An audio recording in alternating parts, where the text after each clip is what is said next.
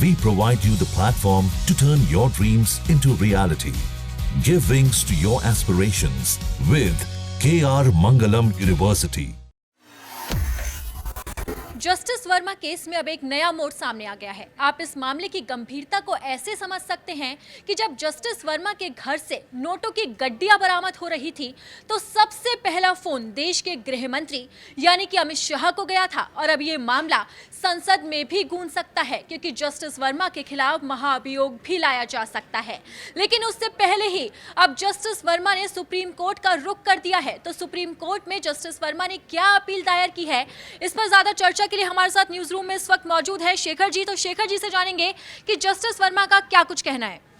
देखिए अनुराधा, इसमें क्या है ना कि ये अपने आप में बड़ा ही दिलचस्प केस बन गया है क्योंकि जिस तरीके से पूरा घटनाक्रम हुआ, जिस तरीके से उनके घर से नोटों के ढेर मिले, उसके बाद में लगातार ही कोशिश की जा रही थी क्योंकि अलग अलग खेमे से अलग अलग आवाज़ आ रही थी और जो लोग बाहर हैं, मतलब जो पब्लिक है, उनको भी ये था कि इस केस में किस तरीके से फैसला होगा। और जैसे कि आपने बताया कि गंभीरता को अंदाज़ा लगाइए कि अमित शाह को इसमें जानकारी दी गई थी। हालांकि थोड़ा सा बैकग्राउंड इसमें बता दूं कि जब इनके घर पर करीब 14 और 15 मार्च की रात जो है 11:30 बजे फायर ब्रिगेड पहुंची, जब आग लगी, उसके बाद में 14 और 15 मार्च को 12 बजे जो है यहाँ पर 500 के नोट जो है उनका वीडियो बनाया गया। वीडियो बनाने के बाद में रात को 1 बजे आग बुझाने के बाद में फायर ब्रिगेड की टीम जो है वो चली गई थी।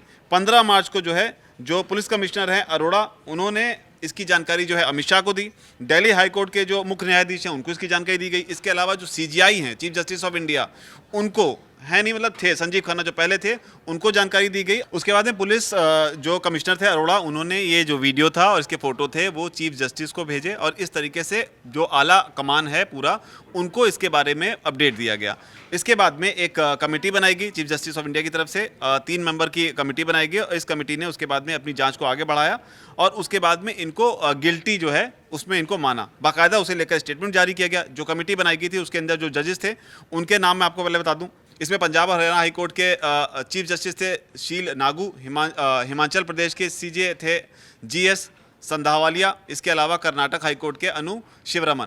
तो ये 3 मेंबर्स की जो कमेटी बनी थी, इन्होंने इनको जो है गिल्टी पाया और इसके लिए बाकायदा उन्होंने स्टेटमेंट दिया और इसी के खिलाफ जो है अब माना जा रहा है कि इसी के आधार पर जो मॉनसून सेशन शुरू होगा उसमें इनके खिलाफ में, यशवंत वर्मा के खिलाफ में जो है उनको इम्पीच किया जा सकता है, इनको जो है हटाया जा सकता है। इस कड़ी में ही जो रिपोर्ट थी उसके आधार पर चीफ जस्टिस ने ये फैसला लिया। तब उन्होंने जो रिपोर्ट था, मैं आपको रिपोर्ट क्या लिखा था, रिपोर्ट लिखा होता प्रत्यक्ष एवं इलेक्ट्रॉनिक साक्ष्यों के आधार पर जो कि निर्विवाद हैं, विशेषज्ञों की गवाही के आधार पर, ये कहने में हमें कोई भी हिचक नहीं है कि नई दिल्ली में जो 30 तुगलक क्रेसेंट के स्टोर रूम में जो कैश मिला है उसकी मौजूदगी जो है वो सिद्ध होती है। तो ये रिपोर्ट में संजीव खन्ना को जो रिपोर्ट सौंपी गई थी तत्कालीन मुख्य न्यायाधीश, उनको दी गई इस रिपोर्ट में था, जिसके बाद में जो संजीव खन्ना थे उन्होंने जस्टिस वर्मा को इस्तीफा देने का सुझाव दिया। इस्तीफा देने से उन्होंने इनकार कर दिया। इसके बाद में सीजीआई ने जो रिपोर्ट थी वो सरकार को भेजते हुए यानी कि संसद में उनके विरुद्ध महाअभियोग प्रस्ताव जो है वो लाने की सिफारिश कर दी।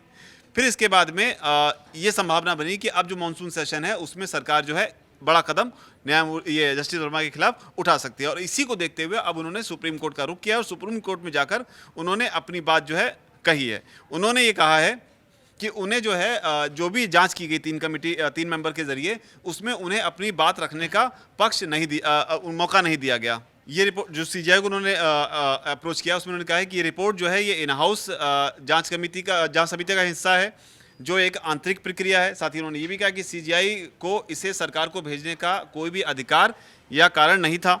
14 मार्च की रात जब नकदी की पहली बार सूचना मिली थी तब उस नकदी को जब्त नहीं किया गया।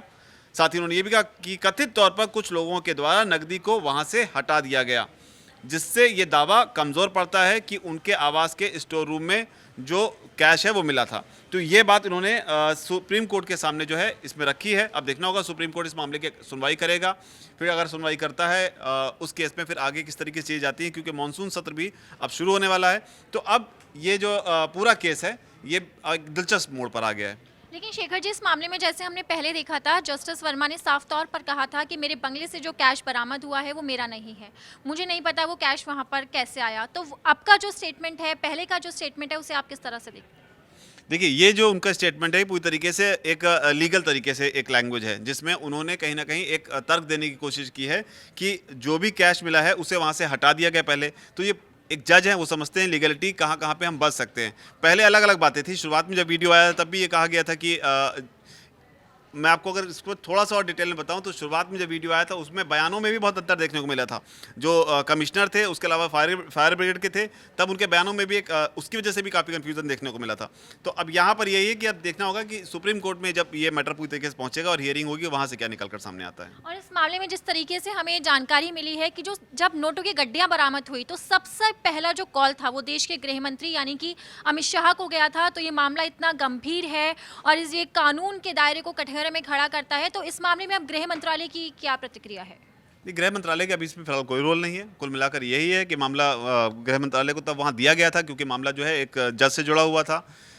अब इसमें जो होगा या तो सरकार करेगी, जो संसद में होगा वो होगा, उसके अलावा जो होगा जो सुप्रीम कोर्ट में हियरिंग होगी वो होगी, और उसके बाद किस तरीके से क्या सुप्रीम कोर्ट उसको रोकने की कोशिश करेंगे या मॉनसून सेशन में पहले ही ये पास हो जाएगा। अब देखना पड़ेगा कि ये टाइमिंग का खेल है कि पहले क्या होता है और बाद में क्या होता है। तो शेखर जी, इस तमाम जानकारी के लिए आपका बहुत बहुत शुक्रिया। तो अब ये मामला सीधा सुप्रीम कोर्ट पहुंच गया है। जस्टिस वर्मा ने अपने बचाव में सीधा सुप्रीम कोर्ट का रुख किया है। तो देखना होगा कि सर्वोच्च अदालत इस मामले में क्या फैसला लेती है।